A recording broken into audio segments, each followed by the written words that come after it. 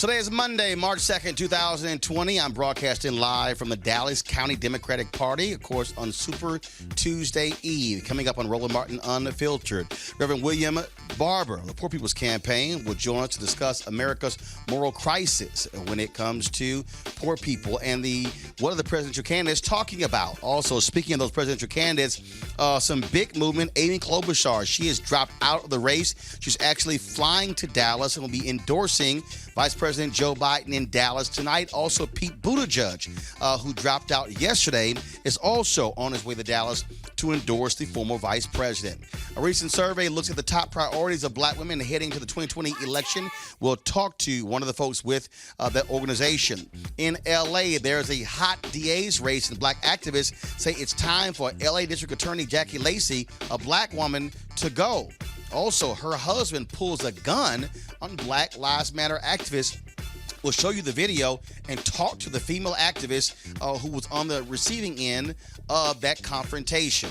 Also, this weekend marked the 55th anniversary of Bloody Sunday. We'll take you back to the Edmund Pettus Bridge where it all happened, including hearing from Congressman John Lewis, that made a surprise visit to all the folks assembled for the 55th anniversary. Speaking of Senator Amy Klobuchar, a group of black activists shut down her rally yesterday in Minnesota. Also, a conversation with State Senator Royce West of Texas, who is running for the Democratic nomination for the U.S. Senate. We'll also talk with the head of the Dallas County Democratic Party here in this area, talk about how Democrats are faring when it comes to early voting and the campaign. We got a jam-packed show for you, and it's time to bring the funk on Roland Martin Unfiltered, broadcasting live from Dallas. Let's go. He's got it. Whatever the miss, he's on it. Whatever it is, he's got the scoop, the fact, the find. And when it breaks, he's right on time and it's rolling. Best believe he's knowing. Putting it down from sports to news to politics. With entertainment just for kicks, he's rolling. It's on go, roll, y'all. It's Roland Martin, rolling with Roland now. He's funk, he's fresh, he's real, the best, you know he's Roland Martin now.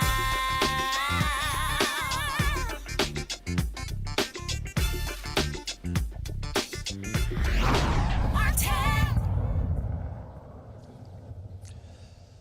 All right, folks, this is Roland Martin broadcasting live from Dallas, Texas. Of course, aware this is one of the Super Tuesday states where folks will be going to the polls here in Texas and in 14 other states and locations, making their choice for the Democratic nominee for president of the United States. It has been a busy 48 hours since black voters largely made their pick in South Carolina. Tom Steyer was one of the first to drop out that night. Pete Buttigieg yesterday dropped out of the presidential campaign. And today, the moment I landed in Dallas, we saw the news, Senator Amy Klobuchar of Minnesota, suspending her campaign, is actually flying to Dallas tonight, where she and Buttigieg will join former Vice President Joe Biden at a rally to give their endorsement to Joe Biden. The race is, of course, coalescing around Joe Biden, many of those moderate candidates who don't have a shot.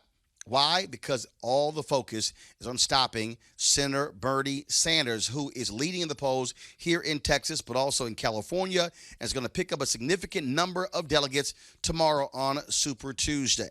Now, one of the folks who's been dealing with all of these campaigns has been Reverend Dr. William J. Barber, talking about issues around the poor, trying to get the candidates to focus on poverty. He joins us right now on Roland Martin Unfiltered. Reverend Barber, how you doing? You doing, man? I'm in Birmingham in a Super Tuesday state. We've been spending 3 days down here in the South trying to get people to understand that poor people, black and white and others, are literally the political calculus transformers if we can ever get these candidates to focus. And we're here for a big mass meeting leading to June 20th of the Mass Poor People's Assembly Tomorrow March on Washington. You talk about, of course, trying to get them to understand those issues. I was with Senator Doug Jones in December there in Birmingham. I was there for a National Association of Black Journalists board meeting. He and I had lunch. He told me that there are 900,000 unregistered people in Alabama, 500,000 of them African American. Well, that is true, but there's something else that we need to look at.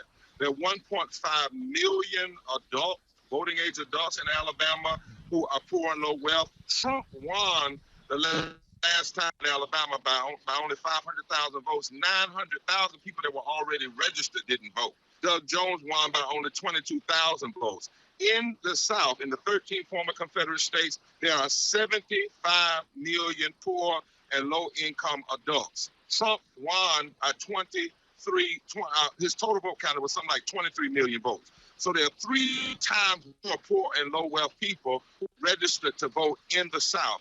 And there's not been a focus on that, even though all of these southern states, in Alabama, for instance, 43% of the state is poor. They don't have health. Nearly 50% of the people plus make less than a living wage. The political calculus is really with poor and low wealth people and getting black and white and brown to come together. One of the things I'm concerned about, Roland, is I keep hearing this language, whether we need a revolution or a moderate candidate. Well, in Birmingham, it was Dr. King who challenged this notion of moderation in the face of so much injustice. I think what they ought to be saying, the issue is not, do we need a revolution in the face of the racism, retrenchment, and injustice of Trump? Surely we need a revolution. What kind of revolution ought to be the debate? But anybody that marched across the Edmonds Pettus Bridge yesterday and said, which was a place of revolution, to say we don't need a revolution of values and a revival of our values, it seems to be off-centered in this most critical moment. But one of the things that jumps out is not just speaking to these issues, but also how do you get them out to the polls? You have been traveling around the country with repairs of the breach for the last several years, starting with Moral Mondays in North Carolina, reaching those people who no one pays attention to. You have candidates, Democratic candidates, who spend so much time trying to get suburban white women to vote Democratic. Then, of course, you have the other Democrats who say, well, let's just keep getting the same people out. The reality is, if you're speaking to those folks who normally are not voting, you actually can run up significant margins, even in southern states. But you got to talk to them. You got to speak to their issues. And you can't just have debates where you say middle class, middle class, middle class, middle class, middle class, as if that's the only people who you're talking to in a presidential campaign. Exactly. It's quite disrespectful. It does not build coalition. The reality is, for instance, folk came and marched across the bridge yesterday, but did not go in the poor community of Selma, did not talk to poor people in this state. We have candidates that run right past. Democrats run from poverty. Republicans tend to racialize poverty, and they act like it's some kind of rocket science. What do you do when you want these other communities to vote for? You go to them. What do you do when you want them to vote for? You talk about them. You say their name. You call their condition. Well, how is it that you can't even say the condition and the name of 43% of this nation, 140 million people? It is a backwards way, Roland, of running political campaigns to almost say we can ignore half of the nation and then expect to have a transformational turnout. But that also lets us know, just civil rights movement, the movement has to be ahead of the politics, because the politicians will only move according to their consultant. And we have had politicians tell us, some off record and some on record, that their consultants tell them not to say the word poor, not to talk about poor. And I said, well, who's telling them that? Because the people that we're in the midst of are not ashamed of being called poor. They're ashamed of a country that ignores their poverty and refuses to speak to it. And if we don't, we will continue to give extremist candidates like Trump an easy path to victory, because we are keeping the demographic and the number of people in the electorate small. The only way to beat extremism is to expand the electorate. Last week, of course, South Carolina voters went to the polls. You were also holding your Poor People's Campaign forums. We've been restreaming the one with Senator Bernie Sanders. I believe Pete Buttigieg and Senator Elizabeth Warren also participated. Did Vice President Joe Biden also participate? What about that? Because you're trying to get these candidates to speak to this issue, and unfortunately you have these debate moderators working for these networks who are not even bringing this issue up. That's exactly right. And we've invited all of them. We've not heard yet from Vice President. We heard they wanted to, but we haven't been able to settle on the same thing with Warren. We invited all of them. We even invited the White House, because you can't leave these issues alone, and you can't refuse to address the other 4 issues that connect to it: systemic racism, systemic poverty, ecological devastation. Think about it, Roland. Here we are in the South. We marched across the bridge yesterday. but the things that people marched across 55 years ago have been rolled back. We have empirical data that the same states that are racist voter suppression states are also states where the politicians who use race to get elected then turn around and block living wages, block health care, which in fact affects more poor white people in raw numbers than black. Now, how do you have a national conversation and not have that conversation? How do you allow people to come on stage as a moderator and not ask them where do they stand on voting rights and ending systemic racist voter suppression and gerrymandering, and where do they stand on the issue of poverty? If we don't get over this and deal with it, we are going to continue to have a democracy that is weak and anemic in its participation. People talk about South Carolina and what it did. Yes, it was a reset for a campaign, but tomorrow will be a revelation because you'll have more people, you'll have a broader a spectrum of the population. But here's the other question. We say 81% voted, 35% voted. Of what? How many people didn't vote in South Carolina? How many people didn't turn out? How many people are still not moving because they're not hearing their voice? There are 1.5 million poor and low-wealth adults in South Carolina. Trump won last time, South Carolina, about 300,000 votes. There were 1 million registered voters in South Carolina that didn't even vote.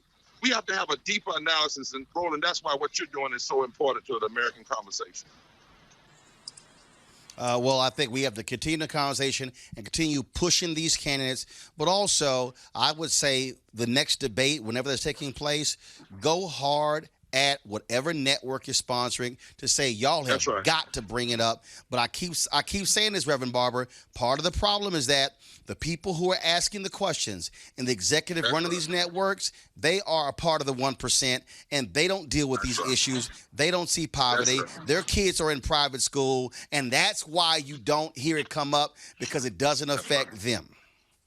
It doesn't affect them. And we have, as you said, you told me one time, vaping, 7 people died. It is a national emergency. 700 people died from poverty. We haven't heard it yet. We intend to go straight after the networks. We intend to demand that these candidates demand that it happen. If you could change the debate stage for a billionaire, you can change the debate stage for 140 million poor and low-wealth people in this country. We're not backing up. We're going to continue to mobilize. We sent out a tweet yesterday and asked for 55,000 people in every state to get 5 people and turn out to the poll around our agenda. Roland, in less than a half day, we had 300,000 people respond to that tweet.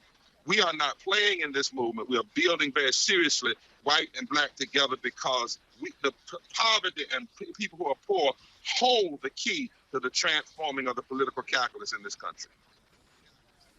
All right, Reverend Dr. William Barber, we surely appreciate it. Keep up the fight. We'll be right there with you. Thank you, my friend. Take care. God bless.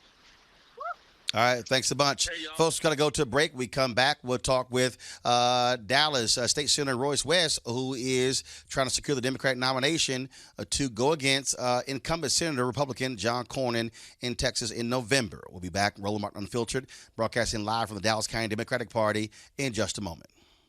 You want to support Roland Martin Unfiltered?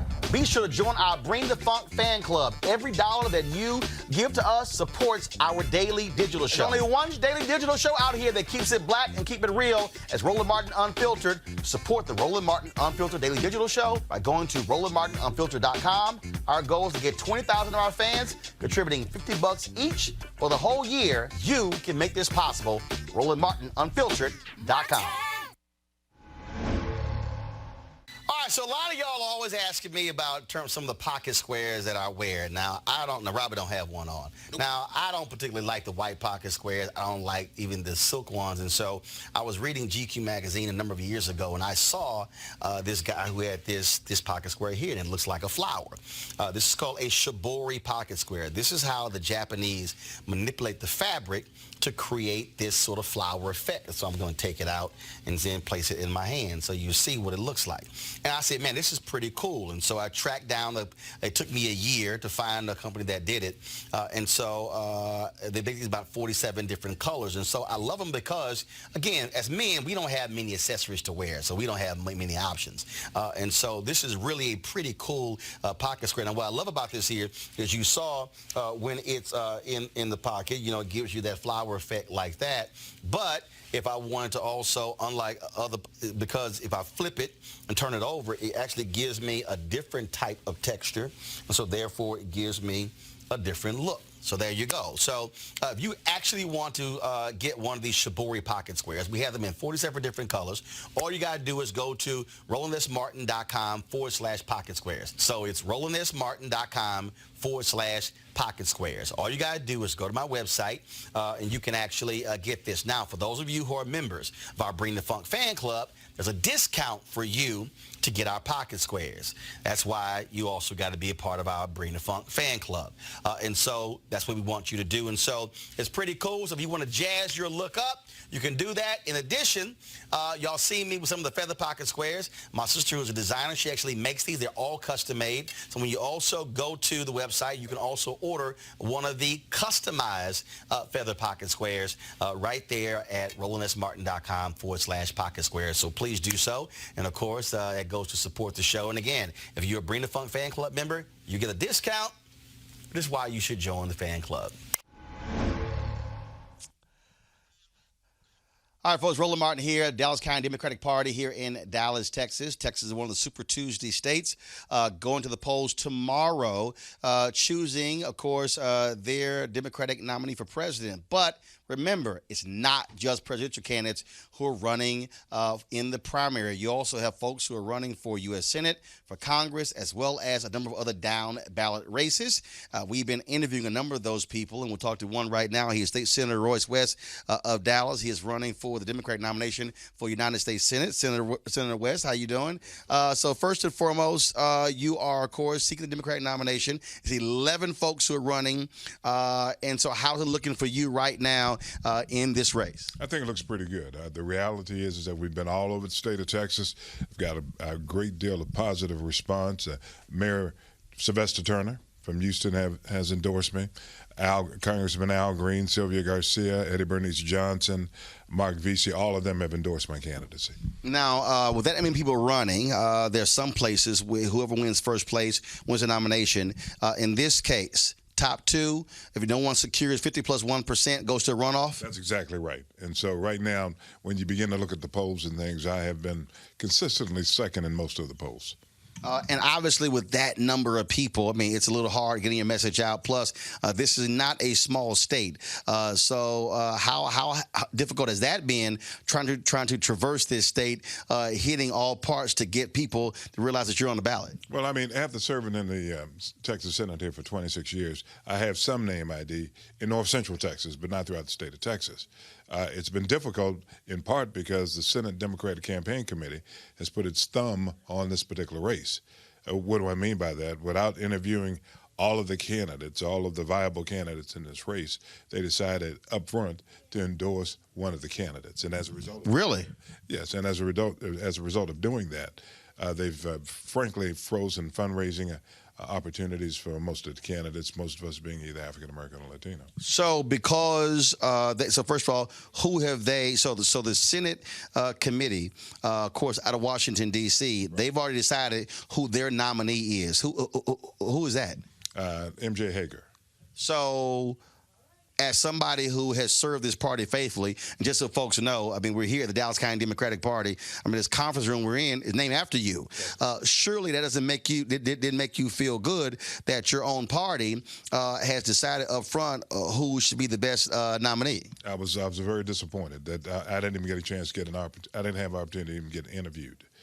They said, frankly, that the data looks good for her and for no one else but her. That is one of the complaints that African Americans have made over the years. I think back to Congresswoman Ayanna Pressley when she ran in Massachusetts. She ran against a long-term Democrat incumbent. That person, who was white, even got the endorsement of the Congressional Black Caucus PAC and other CBC members, even though she was an African American, but she still won. And so let's say the two of you go to the runoff. Are you, I mean, you know, how do you run against somebody when the party itself is saying we want her instead of him? That's what the Senate Democratic Campaign Committee said, but the Texas State Democratic Party said we select and elect our own candidates here in Texas, not in Washington. And so I think that's going to be very critical. It'll be a point that will be made during the runoff. When you begin to compare the experience of myself and other candidates in this race, I'm the most experienced candidate. We look at body cameras, as you well know. I was the author of the body camera legislation. You look at racial profiling. You look at issues concerning historically black colleges. I've been on top of all of those issues for these many years. I'm the most qualified person in this race. One of the things that we just had Reverend Dr. William J. Barber on, and he was talking about poor people. And he said, and too many of these candidates don't even want to mention poor people, don't even want to say the name. He said there are people who are out there who are disaffected, who have not been voting. If candidates would speak to them, they could turn out people, and that could be the margin of difference to victory. Well, I agree with that, and that may very well be, not very well, that's something that we've got to make certain we focus on with more laser certainty. You know, one of my platform issues is I will make certain that we have a $15 minimum wage when I get to Washington. Yes, there'll be people that'll be pushing back, but in Texas, as an example, the minimum wage is $7.25. Who can live off of $7.25? We've got to do better. We will do better. Last question for you. When we talk about the other issues out there, first and foremost, when you look at this state, diverse state, and people talk about 2043, but the reality is African Americans and Hispanics in this state, significant numbers. Population under 18 is already majority minority as well. But how do you get those 2 million eligible but unregistered Latinos to go to the polls as well? Republicans control every statewide seat here, but in the last two elections, Democrats have been beating Republicans, especially in the suburbs, and so Democrats are 8 seats away from taking over the Texas House, 9 seats, and so how do you get people to understand that especially Democrats, that they can actually win statewide in Texas? It doesn't have to be a total lock by the Republicans. Well, when you begin to think about why am I running, I'm running because all of the signs are here. The same signs that we had back in 2006 when we turned Dallas County blue, which is now dark blue, are here right now in terms of statewide. And so I'm running to make certain that I be on the vanguard out front in terms of helping to turn Texas blue. This is what I've been able to accomplish. I've been able to get the endorsement of the Texas Tejano Democrats, as you well know, the largest Latino organization here in the state of Texas. They've endorsed me as their candidate for the United States Senate. The Texas Coalition of Black Democrats, they took a poll. I was #1 in that poll. So I've been able to take those two groups and pull them together. Now, if we can take those two groups, pull them together, and make certain that we pull together a plan, similar to what Pastor Barber said, in order to get some of the poverty population up and out and voting, then we're going to be pretty good. We've got to make certain that we claim their mantle. We've got to make certain that we claim the mantle and move forward and try to get them out to vote, as well as other coalitions, partners. All right, folks, going to the polls tomorrow. You're going to be quite busy. I'm sure we'll be seeing you at the Joe Biden rally a little bit later today. No, I'm going to be at my own rally. I'm trying to make everyone understand that Royce should be your choice. State Senator Royce West, I appreciate it. Thanks a lot. All right, folks, here at the Dallas County Democratic Party. In a moment, we're going to talk to the chair of Dallas County Democratic Party about what's happening here and what turnout's been looking like. That's next on Roland Martin Unfiltered. Check out Roland Martin Unfiltered, youtube.com/Roland S. Martin. And subscribe to our YouTube channel. There's only one daily digital show out here that keeps it black and keep it real. It's Roland Martin Unfiltered. See that name right there? Roland Martin Unfiltered. Like, share, and subscribe to our YouTube channel. That's youtube.com/Roland S. Martin. And don't forget to turn on your notifications so when we go live, you'll know it. All right, folks, lots of things have been happening. Again, as I said, the last 48 hours, we're here in Dallas, the Dallas County Democratic Party. In a moment, when we talk with Carol Donovan, who is the chair of the Dallas County Democratic Party, you heard what State Senator Royce West said, Dallas County being deep blue. This used to be a county where Republicans control nearly all of the county-wide seats.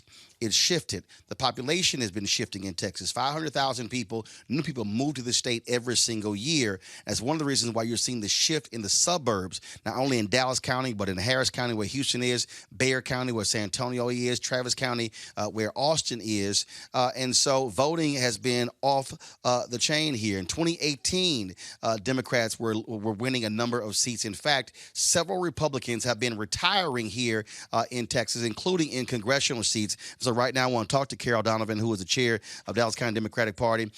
Carol, of course, Joe Biden is coming into town, having his rally here. Pete Buttigieg and Amy Klobuchar are flying in to endorse him.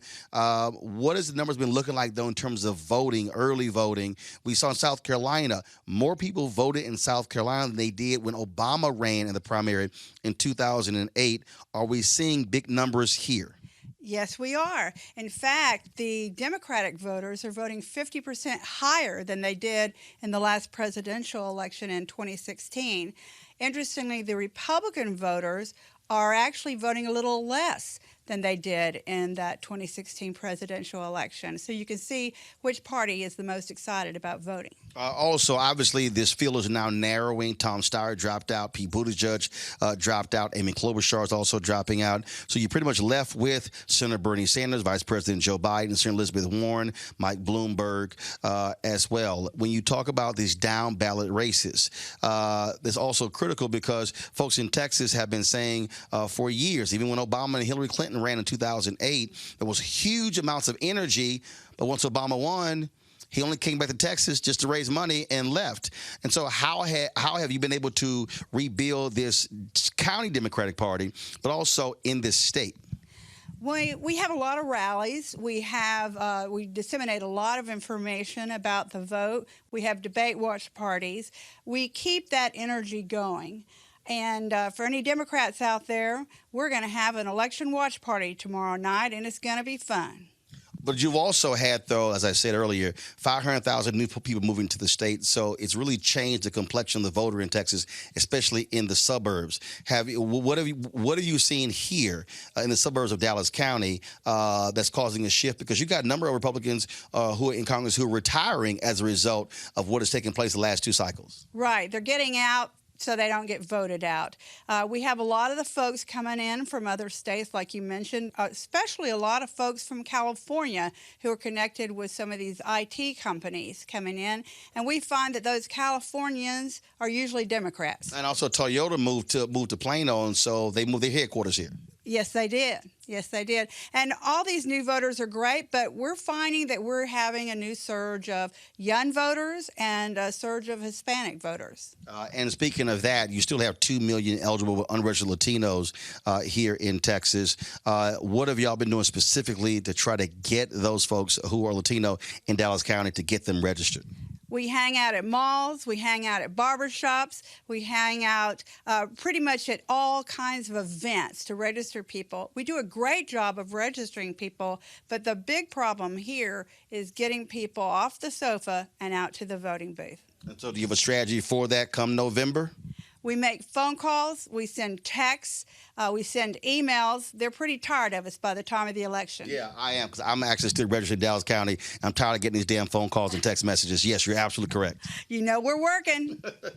Well, I certainly appreciate it, Carol. Thanks a lot. Good luck with of course, Super Tuesday tomorrow. Thank you. I appreciate it. All right, folks. As I said, in terms of what's happening in this campaign, if you look at the polling numbers, what's going on, Senator Bernie Sanders, many expect him to do extremely well tomorrow in Super Tuesday. Of course, a significant number of delegates in California and Texas, the two largest states. But you also have Minnesota and Massachusetts. In Minnesota, and Senator Amy Klobuchar is now dropping out, hoping to shift her people over to Joe Biden. But you have Massachusetts, where Senator Elizabeth Warren is a sitting senator. And guess what? She's actually down to Bernie Sanders in her state as well. And so what is going to happen when it comes to this race? Are we going to see even smaller numbers? Are we going to see potentially Mike Bloomberg drop out? Joining me right now is Rob Richardson. He's the host of Disruption Now podcast, and also Brooke Thomas, host of Controlling Our Narrative podcast. Rob, I want to start with you. Again, black folks completely changed this campaign with what took place in South Carolina, and so it completely just blew away what happened in Iowa and New Hampshire. Pete Buttigieg drops out. He actually survived only 27 days after winning in Iowa, the shortest amount of time for a person who won Iowa to drop out. He beat Tom Harkin, former Iowa Senator Tom Harkin, by 1 day, who dropped out 28 days after he won Iowa back in 1992. Rob, your thoughts?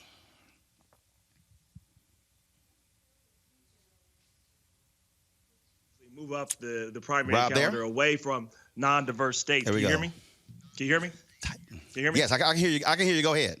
All right, no. So it's a reminder, first of all, that we need to change the calendar. The calendar right now has a bunch of non-diverse states showing that South Carolina should be up there, and plus other more diverse states. Second, let's just hope that the candidates don't just see black people right now. And now that we voted this way, the first time I remember candidates really talking specifically to black voters was during the South Carolina primary, because, you know, there are a lot of black voters. But there's always a lot of black voters in order for the Democrats to win. Just think about this for a minute, Roland. If Democrats only voted 85% for Democrats, they would still lose every election. So I don't know why Democrats think like, you know, black folks are just some side piece of the equation. You know, black people have to be totally invested in order for Democrats to advance, period.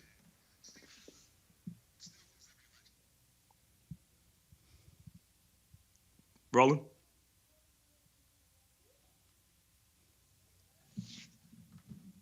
Well, that's the only part I had. I just wanted to say that it's important to make sure that we do not take that for granted, because, as again, you know, they'll show up to our churches when they feel like it. They'll show up only when it's a transaction, but it should be a long-term investment, a long-term relationship. And when that happens, Democrats will win in more places.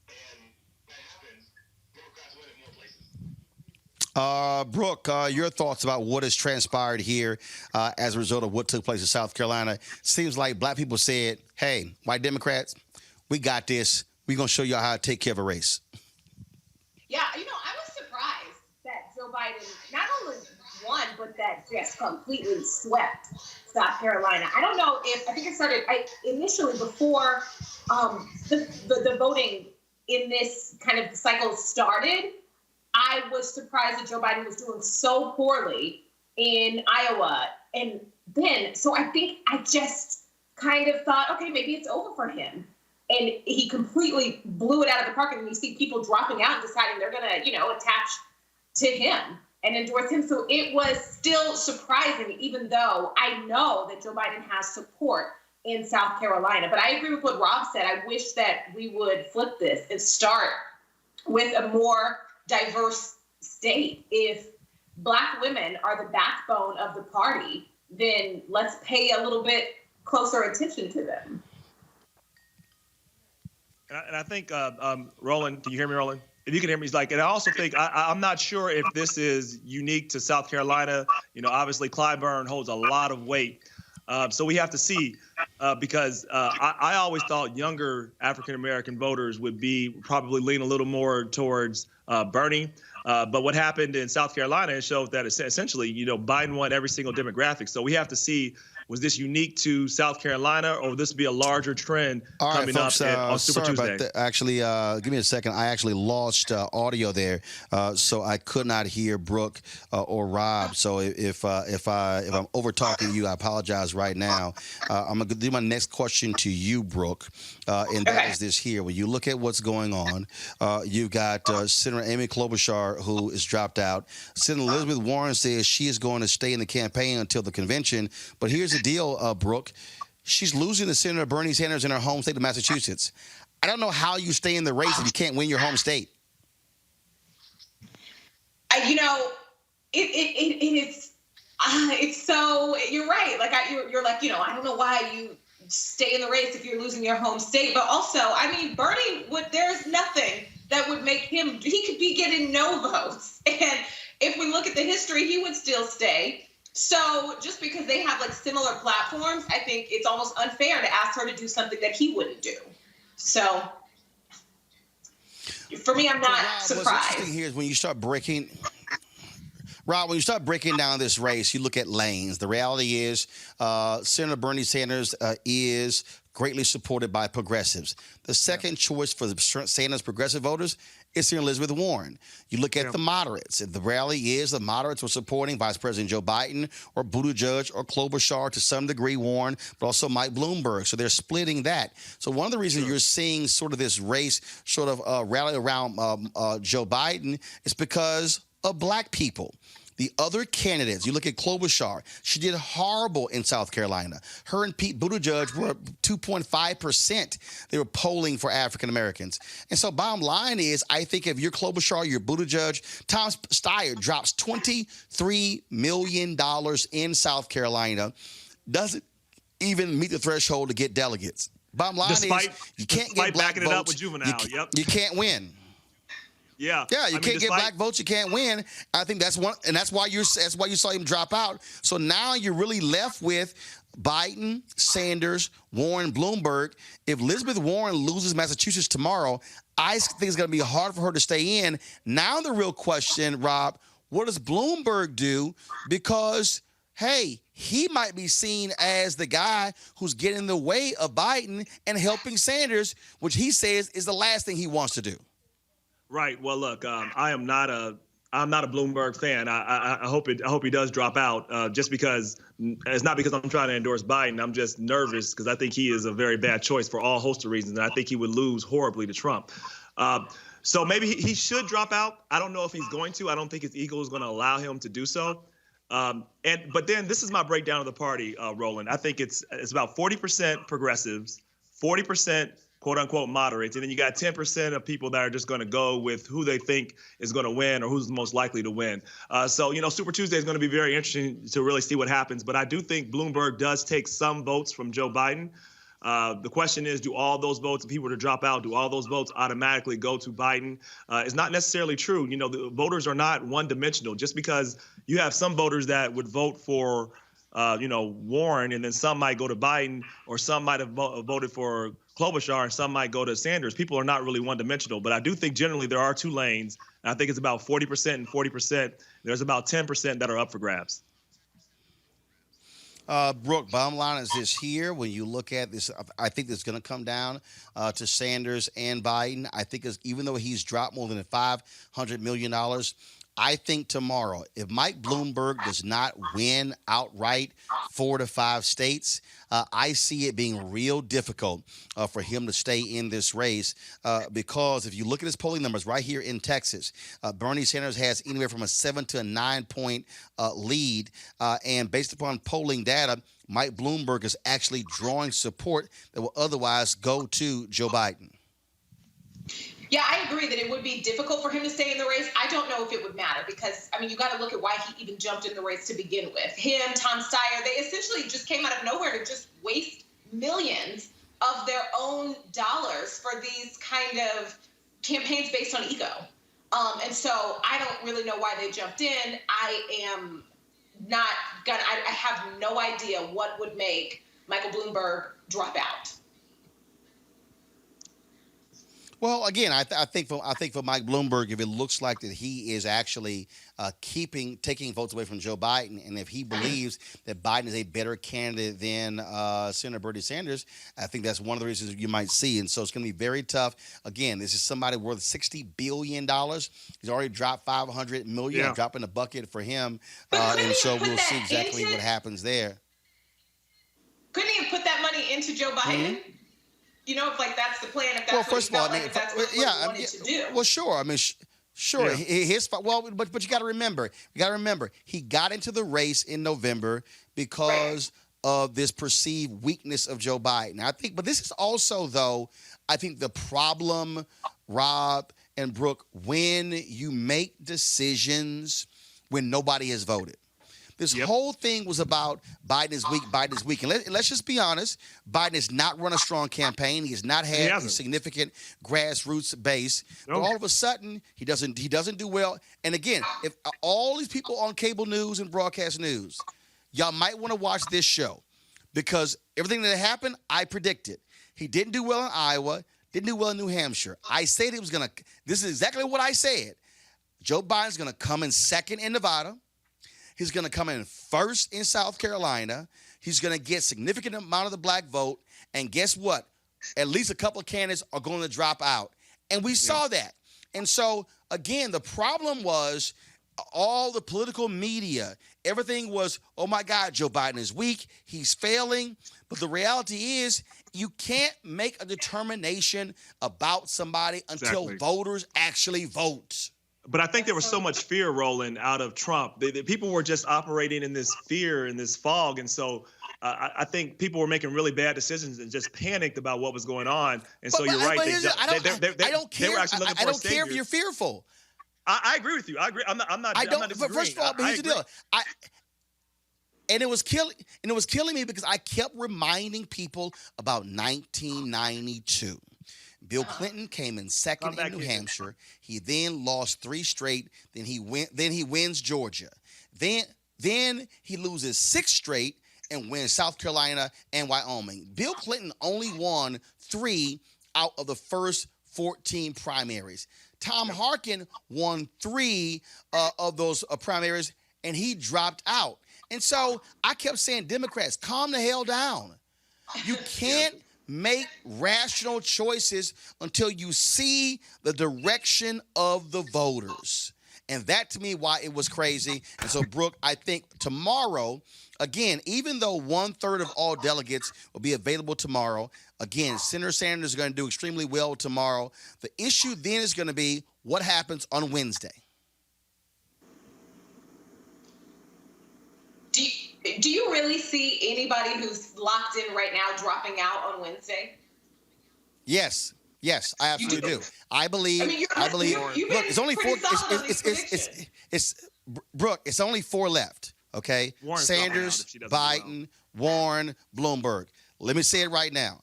There is absolutely no way that Senator Elizabeth Warren stays in this race if she loses her home state tomorrow. If she loses Massachusetts to Senator Bernie Sanders, guess what? Her money goes away. She gets written off. I think she's a fantastic candidate. I think she speaks to race and justice more than any other candidate. But you cannot make a plausible argument that you should be the Democratic nominee if you can't even win your home state where you are the sitting United States senator. You can't do it. I agree. So, do you think she loses? And I think what, you think she loses? I think Brooks, yes, I do. Brooke, and I think what happens is on Wednesday, it's now she drops out. Now it's 3. Now it's Sanders. Now it's Biden. Now it's Bloomberg. Bloomberg then has to make a very hard choice. I don't believe Bloomberg drops out Wednesday. I believe Bloomberg waits to see the results of Florida. That will determine whether or not he stay in the race or drop out. That's my prediction. All right. Well, he'd be much better served using that $500 million to register voters, and particularly in Florida, where they're trying to keep voters. And again, I think if you look at first of all, he's already said he's going to spend $1 billion no matter whether he wins it or not. But I do believe that Bloomberg and Tom Steyer, I said it earlier, their money would have been better spent if they had hit an on-the-ground campaign. Yep. You just heard me interview the Dallas County Democratic Party chair. Look, here in Texas, folks, let me be clear. There are 2 million eligible but unregistered Latinos in Texas. The belief is that 50 to 100 million should be spent over a multi-year basis to move into those communities and get those folks registered. That would fund that initiative. That would fund black grassroots organizations to go register the 500,000 eligible but unregistered in Alabama, to go register the eligible but unregistered black people in Mississippi. Mike Espy only lost to Cindy Hyde-Smith by 68,000 votes. Okay, Reverend Barber keeps saying this. You can win in the South, but you got to put the resources on the ground and go talk to the people. And hopefully these Democratic billionaires see that, because Republican billionaires have always spent their money. Sheldon Adelson never ran for president. Koch brothers never run for president. Yep. But they spend collectively $600 million every presidential cycle to elect Republicans. That's how you spend the money. All right, folks, I got to go with this here. Civil rights organizations shut down a rally yesterday for Senator Amy Klobuchar in Minnesota. The Black Lives Matter activists took the stage, would not let it go. When she sent word that she said, hey, I'll sit down and meet with you, they said, no, we don't want to meet with you. So she canceled the rally. Check this out.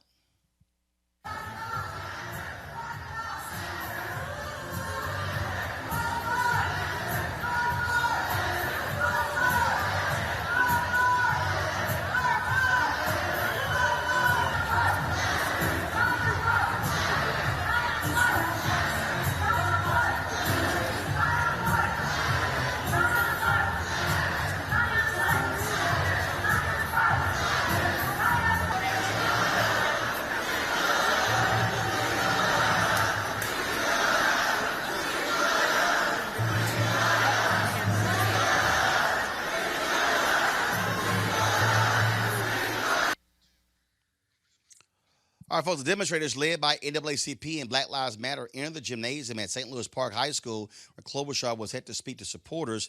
The protesters expressed support for Myron Burrell, a young black man who was sentenced to life in prison for murder he maintains he didn't commit when Klobuchar was the attorney for a county there in Minnesota. Now, Klobuchar, of course, ended her campaign today. As I said, to back Joe Biden. Joining us right now is one of those. So first of all, again, that's just what took place there last night. Now, of course, folks, what also happened is it's just crazy what happened in L.A. We're going to tell you about that story about Jackie Lacey, who's running tomorrow for district attorney. We'll get to that in a moment. But first, after conducting a survey of more than 1,100 women of color across the state of Georgia, Pro-Georgia's Women of Color released today their poll revealing the results of the survey, which asked women of color about the opportunities and challenges they face on a daily basis.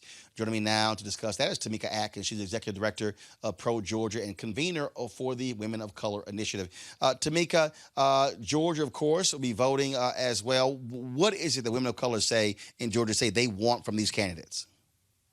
So I want to be clear. Thank you for having me on the show, Roland. So women of color, it's not just about what they want from these candidates. It's actually a vision of what they want for Georgia, right? That they want to see a Georgia that allows them not just to survive, but to thrive so that they can have whole and happy lives for them, their family, their communities, and their neighbors. What comes to the top after surveying nearly 1,100 women in face-to-face, intimate conversations through focus groups and online? Healthcare, healthcare costs and services, education, right?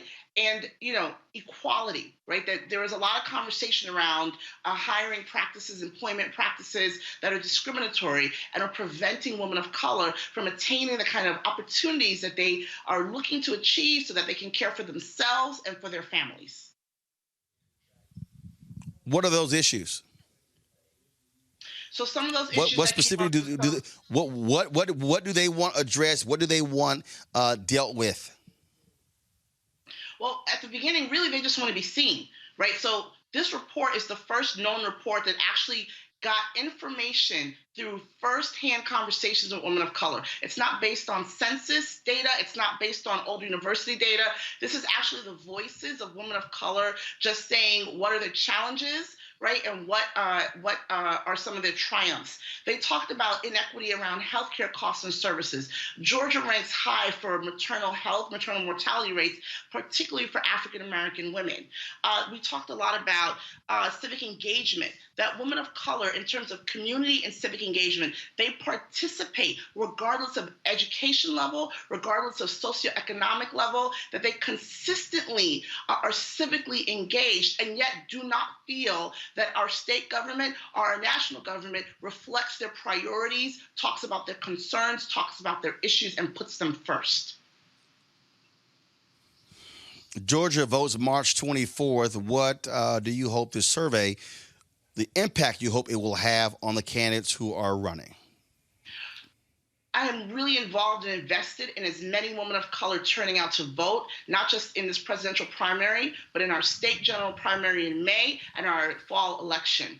Typically, about 27,000 women of color turn out to vote in our presidential primary. We want to see that increase by at least 3%. We look at this vision, this agenda, as the beginning of holding all elected officials accountable, not just the ones who are currently running for office, that we are holding their feet to the fire, and we're holding Georgia's feet to the fire, that any legislation and policy that is created and passed in Georgia is to the benefit and well-being of women of color. All right, Tameka Atkins, we surely appreciate it. Thanks a lot. Thank you. All right, folks, in L.A., Black Lives Matter of L.A. is calling for County District Attorney Jackie Lacey to be removed. In 2012, she became the first woman and first African-American DA of Los Angeles County. Her constituents are unhappy with the job she's doing and her refusal to meet with Black Lives Matter. Today, they went to her home to say, when are you going to address our issues? Watch what her husband did. Right now, get off. Good morning. Get off of my porch. I will shoot you. Get off of my porch. Can you tell Jackie Lacey that we're here? I don't care who you are. Get off of my porch We will get off your right porch. now. Can you tell We're me? calling the police right Good. now. Good. Wow. He pulled a gun and pointed it at my chest. We're here for the community meeting, Jackie Lacey. Jackie Lacey Maybe you'll must go. shoot me in the back.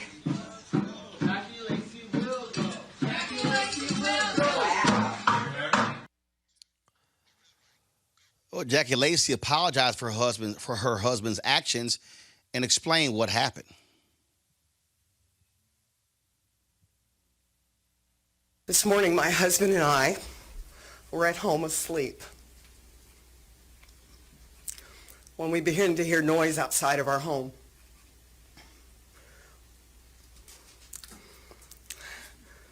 We immediately jumped out of bed and I called the police. I wasn't sure what was going on and let them know that I thought there might be protesters outside my house. My husband David and I have been married for almost 40 years. And while I was upstairs, he ran downstairs.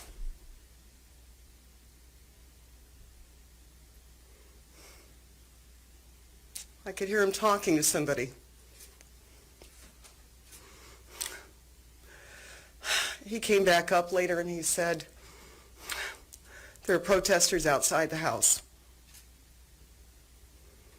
And I pulled my gun and I asked them to leave. Up until now, I've not really wanted to share with you what it's been like, but I think it's time because there's a bigger purpose here. As District Attorney of LA County, I received threats, some of them death threats. I have been followed, photographed while with my family, confronted at an art museum, confronted at fundraisers, even at endorsement interviews. I've had people crash them and videotape me. And all of this is because I chose to do my job. In the past, I have offered to meet with Black Lives Matters,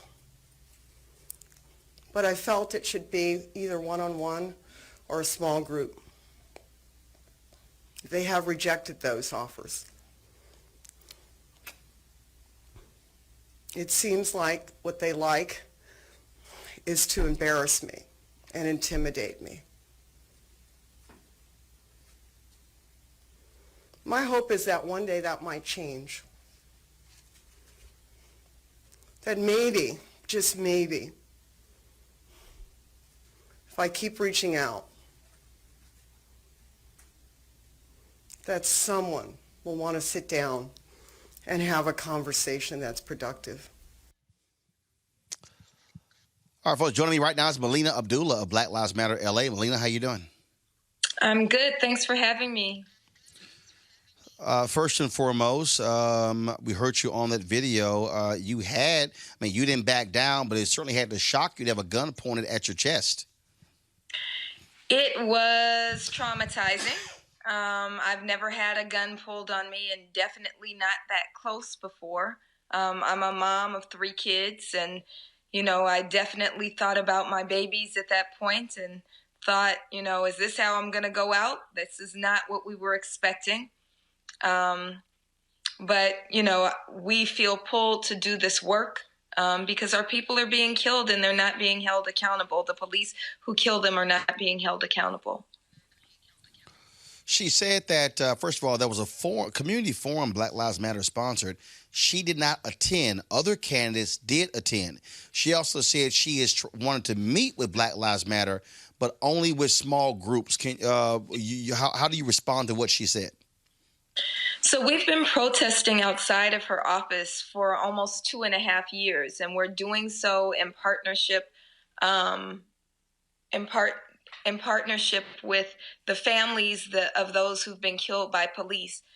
It wouldn't be ethical, it wouldn't be moral, it wouldn't be true to who we are for us to have private meetings with the district attorney who refuses to hold the police accountable who kill our people. So what we've said to her, and I actually had a personal phone call with her in December of 2017, is that we want the families who are there, who are in front of her office every single week, to have a chance to lift up their children's names. So who would I be if I walked into a one-on-one meeting and not bring the mother of Christopher DeAndre Mitchell, or the sister of Keisha Michael, or the auntie of Waukesha Wilson and the mom of Waukesha Wilson? Who would we be? And so we said, she's a public official. She has public forums in other communities. She should have a public forum in the Black community. And when allies in the Stonewall Democratic Club, which is a largely white club based in West Hollywood, kind of echoed that sentiment, she committed to having a public forum before December 1st. And she never had that. And so we brought chairs to her front door and said, we're here. Meet with us now. Let's have a public forum now. And so, no, a one-on-one meeting, a small group meeting won't work when 585 people have been killed by police in LA County since she's been in office. She needs to speak to each of those, to every family that wants to come and say, why haven't you prosecuted the officers who killed my loved one? I was reading some comments, and there were people who said y'all were wrong to protest at her home. They say office is fine, but the home should be off limits. How do you respond? So first of all, we've been at her office for almost 2.5 years. She won't come out. We've written her letters. We've sent emails. We've had personal phone calls. We delivered a petition signed by more than 10,000 Angelenos.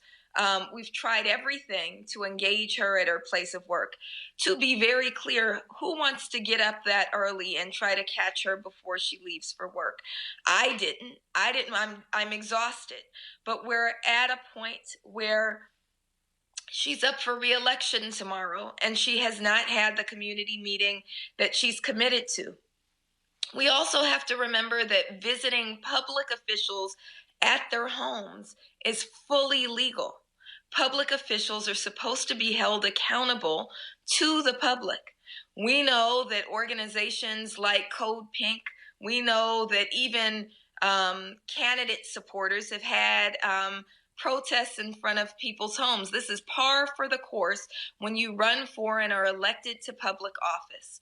And so nowhere in our wildest imagination did we dream that a public official would pull a gun, or a public official's spouse would pull a gun on members of the public who she's supposed to be beholden to. Melina Abdullah, we certainly appreciate it. Thanks a lot for you joining us on the show. Thank you so much for having me.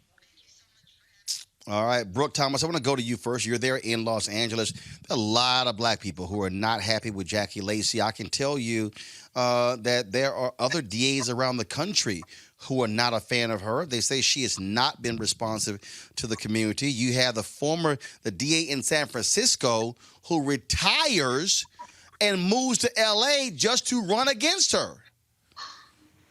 Yeah, and even watching her apology, it was so fascinating. And she's not the only person who is responsible for criminal justice and could be kind of taking a stand and kind of choosing criminal justice reform that doesn't. But watching someone in power complain about being yelled at, complain about people ringing their doorbell, and almost seemingly you're comparing that to people who are victims to over-prosecution, sitting in jails and prisons, when they probably shouldn't, when we've learned from our mistakes decades ago, and everybody who does something wrong shouldn't be slammed with decades in prison. We know that now. And so almost comparing her pain to that seems silly and seems irresponsible almost for somebody on that stage to say, you don't know. And death threats, are horrifying and traumatizing. So I'm not talking about that. Just kind of the other things that she was kind of stacking up to this, being yelled at and being confronted in an art museum. It's a privilege when you look at the rate that Black people are imprisoned in Los Angeles County. It's a privilege to be able to go to an art museum, you know? And so that was kind of, I imagine it would be frustrating for many people to watch. And then also being able to apologize for something that could likely, if you weren't married to the DA, get you arrested. You know, I think that was just a fascinating apology that probably didn't do her any good when it comes to people who are maybe new to the situation and new to the frustrations. Didn't win her over any fans. Rod Richardson, again, this is somebody who has been under significant pressure. Folks say she is not speaking to the issues there in Los Angeles, has not been a strong advocate like many other progressive DAs. In fact, when you hear the names, when you hear people talk about Black female DAs who are leaders in criminal justice reform, Jackie Lacey's name does not come up, even from those Black female DAs. Well, I can see why when you look at her record, right? She's not for cash bail reform. She still seems to be in favor of the death penalty. And we're not talking, as Brooke said, we're not talking about like 20 years ago. Like we know it's well advertised that the effects of mass incarceration, what it's doing in Black and brown communities, what we can do better. And she still seems to be resistant to it. I do want to say, of course, you know, just like Brooke said, if she's getting death threats, that's awful. Obviously, there's no place for that. That's always over the line. But look, if you're a public official and you're complaining about people complaining about you, I mean, cry me a river. I mean, you are here. You are supposed to be accountable to the public. It is a hard job. You signed up for it. And she has a very, very important job. Just really to remind the listeners, prosecutors, DAs have so much power. They get to determine who they prosecute or who they don't, and they have pretty much unlimited prosecutorial discretion. So it's really important that we hold accountable those people who hold these seats of power. And so I'm glad people are doing that. I'm glad they're pushing. They're making her uncomfortable. This is what democracy looks like. You're not supposed to always be comfortable as a public official. The public's job is to make sure that you are better, and we can only do that if sometimes those in power are uncomfortable, because we know if they're comfortable, we're going to keep the status quo. All right then, folks, we got some breaking news out of MSNBC. Chris Matthews, a longtime host of Hardball, is out. He announced that he is retiring, and in fact, he just walked off of the set. Literally. The quote, after a conversation with MSNBC, I decided last night will be my last Hardball. He was on the air tonight. Literally, folks, understand, this is just happening. I'm getting text messages from folks saying that Matthews will replace by rotating a series of hosts at 7 p.m. And then, but of course, this all comes on the heels of all kinds of things happening. First and foremost, last week, Friday, he confused Jamie Harrison, Democrat who's running against Lindsey Graham, with Republican Tim Scott. Also, there's this video that's been going around of Chris Matthews making, frankly, sexually suggestive comments to women on air. And then there was a reporter who talked about something that she went through, where he was making sexually suggestive comments to her before she went on the air. She dropped that column, I believe it was on Thursday or Friday. But the breaking news here, Chris Matthews retiring from MSNBC immediately, and apparently walked off the air, and then they immediately went to break where Steve Kornacki was taking over. Wow, Brooke. This is something. Here's somebody who was removed from South Carolina coverage on Saturday, and Chris Matthews done at MSNBC. I am surprised, but maybe it's time.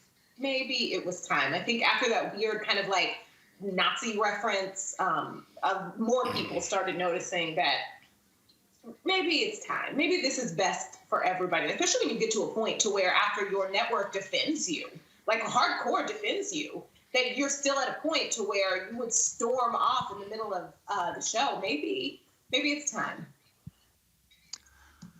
Rob, what's interesting here is that, of course, this is the same network that had to deal with all the fallout after Matt Lauer.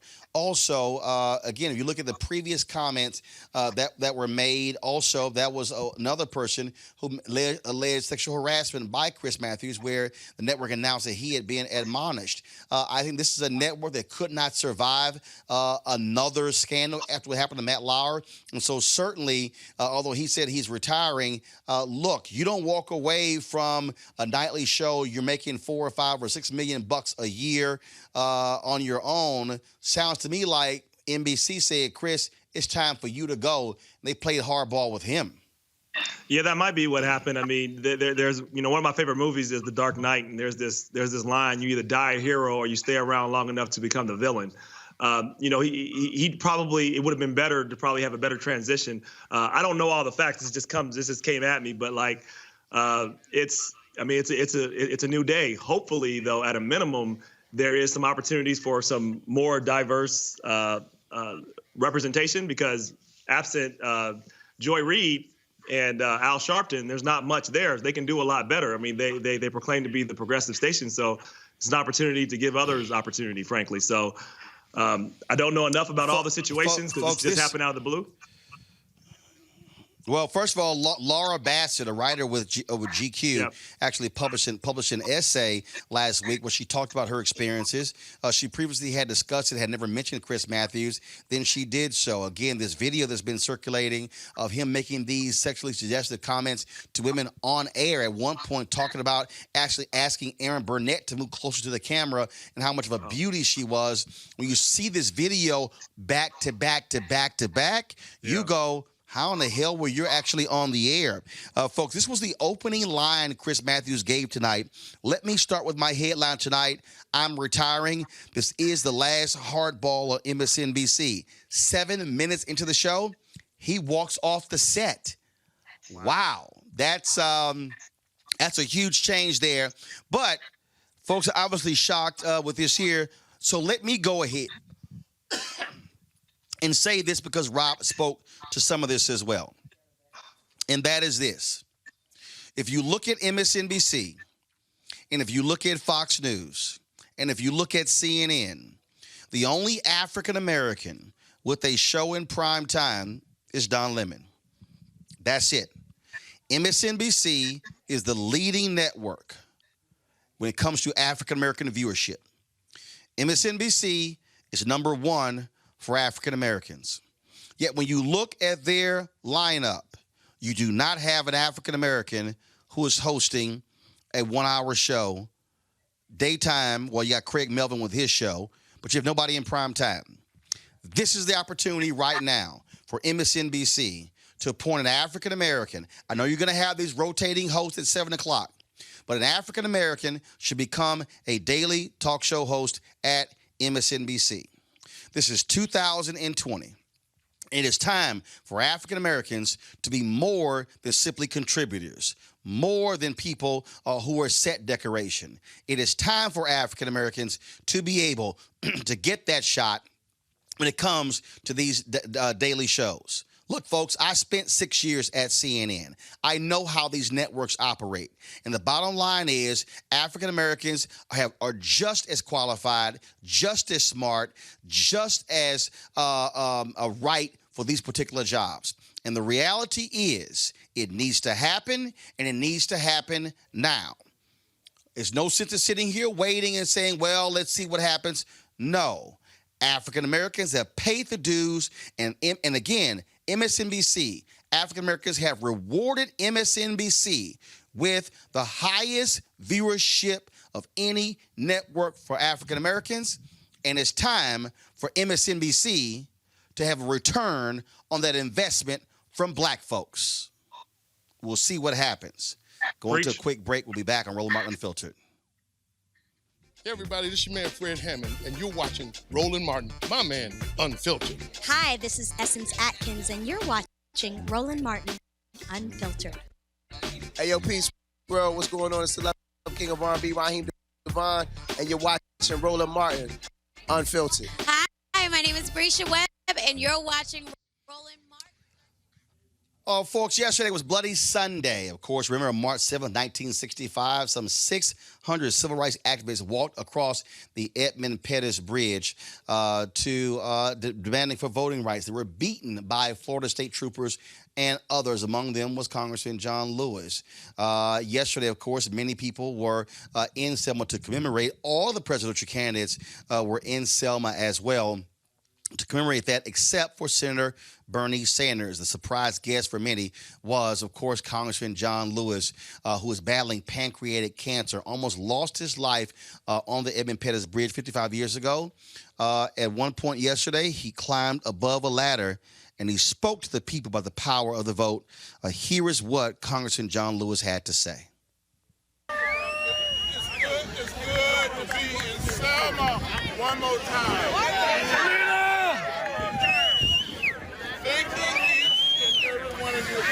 Selma, Alabama.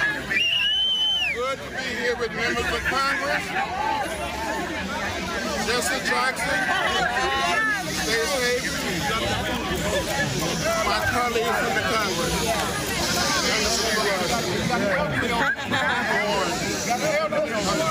Senator Warren. And my Alabama Congressperson, Harry Sewell.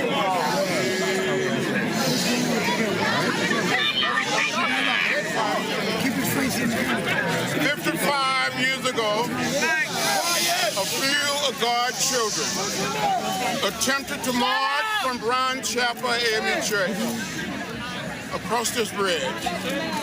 We were beaten, we were tear gassed. I thought I was going to down this bridge.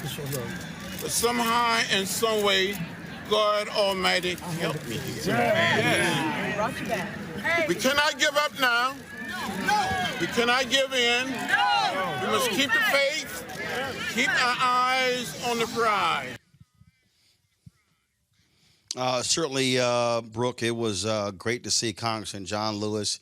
Pancreatic cancer is no joke.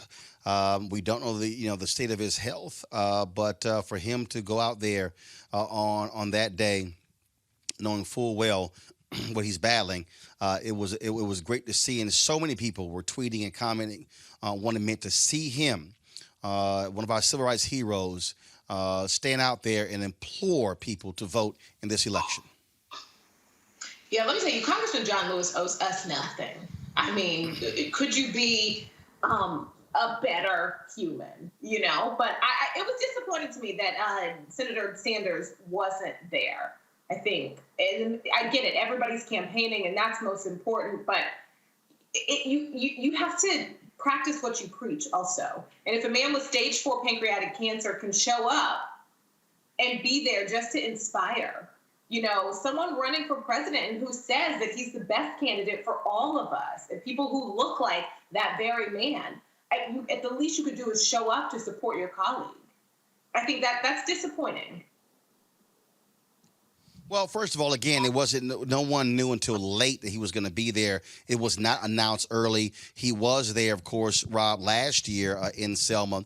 But many African Americans did say it was glaring that all of the candidates were in Selma in a presidential election year, except Senator Bernie Sanders. Yeah, probably should have been there. I would have advised him to be there. But back to Congressman Lewis, it's just amazing just to see how much of a fighter he is. My understanding is he has 4th stage. Pancreatic cancer. That's really serious. But he's a fighter. Listen, he got cracked in the skull, almost died that day on the bridge 55 years ago. And he got tear gassed, and he's still fighting. He's still moving forward. It kind of makes it really lame when you hear the excuses for people when they say they can't vote because the line was too long or they had to do something that day, to think about everything he went to just so we can have the right to vote. And when we don't vote, we give our power to somebody else. And there's nothing guaranteed. Our future's not guaranteed. The right to vote's not guaranteed. All that has to be fought for. So he is absolutely right. This is a critical election. We have a president that has made it clear how he thinks about black and brown people, that they are not equals, that he wants to, when he says make America great, he's saying take America back to the 1950s, back to that period. And we're not going back, but we got to fight to make sure that doesn't happen. And everybody has to get up and vote like their life depends on it, because it does. All right, Rob and Brooke, I surely appreciate both of you joining me. Thank you so very much. Folks, right now, yesterday morning, around 10:55 a.m. Eastern, I had an interview with Mayor Pete Buttigieg talking about the campaign. Then, of course, it was about 7 hours later, and we found out that he was dropping out of the race. I still wanted to play this for you because you need to understand, I believe this gives a sense of why he dropped out, especially when I talked about Senator Bernie Sanders. Here's my conversation with Pete Buttigieg yesterday. Mayor Pete Buttigieg, glad to have you back on Roland Martin Unfiltered. Let's get right to it. Last night, tough showing in South Carolina. After doing very well in Iowa and New Hampshire. When you look at the map moving forward, how do you make the case for you to stay in this race to win the nomination? Well, our focus is going to continue to be on the message that we've carried throughout this campaign and that's made it possible for us to reach a point that I don't think any of the pundits would have thought possible. I believe that we can deliver real, meaningful, bold, progressive change, raise wages, empower workers, do something about gun violence and climate change, and that we can do it without contributing to the divisiveness of the moment that we're living in right now. I think that more than ever, Americans are looking for a way to turn the page, not just on the terrible policies of the Trump administration, but on the tone of our politics right now and the divisiveness, the toxic nature, and of course, increasingly also the incompetence that we're seeing. Watching this administration handle the global health pandemic that we're facing is one example of where a moment where Americans are looking to the White House and the presidency to deliver solutions based on facts and evidence. And we've been reminded just how much in our economy and our safety depends on that. More than ever, we need to be offering different kinds of solutions, and that's continuing to be the focus of my campaign. But you're not. But the reality is, you're not doing well among black voters. You're now going into Super Tuesday. You've got Texas, you've got Arkansas, you've got North Carolina. I mean, you've got states where African Americans are huge. And so, as you begin to look at 1/3 of all delegates will be handed out on Tuesday, you have to hit a certain threshold on the Democratic side, and you have Democratic insiders who are saying, okay, 3 to 4 candidates are going to have to drop out. Again, how do you tell folks, you know what, I still think I can win? What is your path forward when you look at just the hard numbers? Well, there's no question that the vice president had an extremely strong showing with his victory in South Carolina, and that was largely powered by the confidence of black voters. And I think that's something that deserves to be taken very seriously. Every day we're in this campaign, we're taking a hard look at the numbers, asking how we can make the biggest and best difference. And every day we remain in this campaign is based on seeing an opportunity for us to gather together those delegate numbers that we would need in order to earn the nomination. There's no question that path gets narrower as we go, and we'll continue looking at the math, looking at talking with supporters, and looking at what voters have to say too. You have been very tough on Senator Bernie Sanders. You have Democrats down ballot who are saying that if he gets the nomination, it will be disastrous for the Democratic Party. Do you agree? I do. Look, I'm going to support the nominee of this process no matter what. Obviously, I'm hoping it's me, but we've got to come together. Having said that, I am very, very concerned about the position that we would be putting some of those vulnerable House and Senate Democrats in, also people in those critical state and local races, if Senator Sanders is at the top of the ticket. Look, this is a moment when we need to be adding to our majority as much as possible. That means not only consolidating our Democratic Party, but inviting independents. We're even seeing some Republicans cross over, not because they've maybe become liberal overnight, but because they too are frustrated or infuriated by the behavior of this president.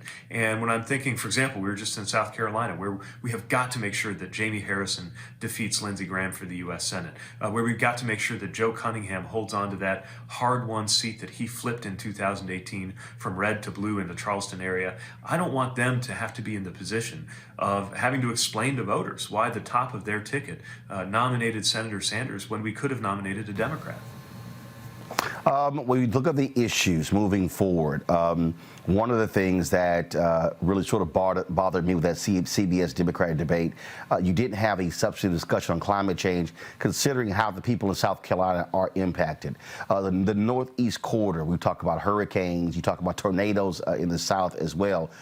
And so moving forward, how do you have these substantive discussions about these issues that are impacting people, on the ground, as opposed to having, frankly, another long debate about Medicare for all, or another long debate about stuff that we've sort of heard over and over and over again? How do you make that happen in a race the way it's looking right now?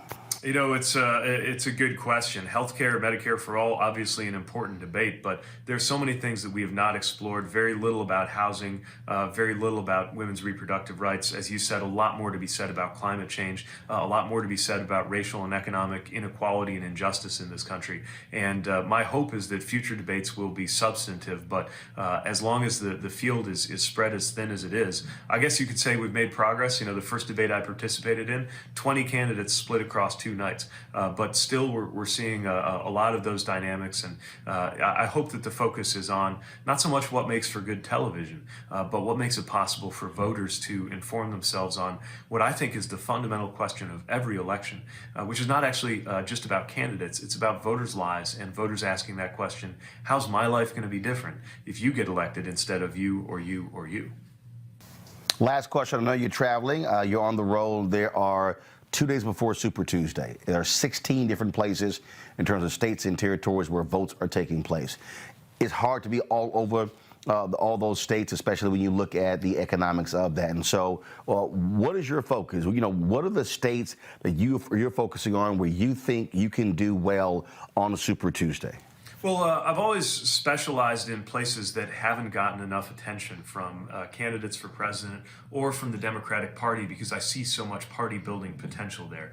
And so we continue to try to reach out in places that maybe aren't used to the kind of early state or swing state status. Yesterday we had a great event in Nashville, Tennessee, before going on to Raleigh, North Carolina, both states that are going to have a lot of influence on Tuesday, and where we were thrilled with the reception, and continue to make the best of every moment, knowing that this race is suddenly switching from one where we were a mile deep in just 4 states over the course of a year to, as you said, covering a huge amount of ground in a matter of days or a matter of hours. At the end of the day, it's about reaching as many voters as we possibly can, whether it's in person or over the airwaves, and sharing that vision about what it would mean to turn the page, not just on this president, but on the nature of politics and the political warfare that we've gotten all too used to today.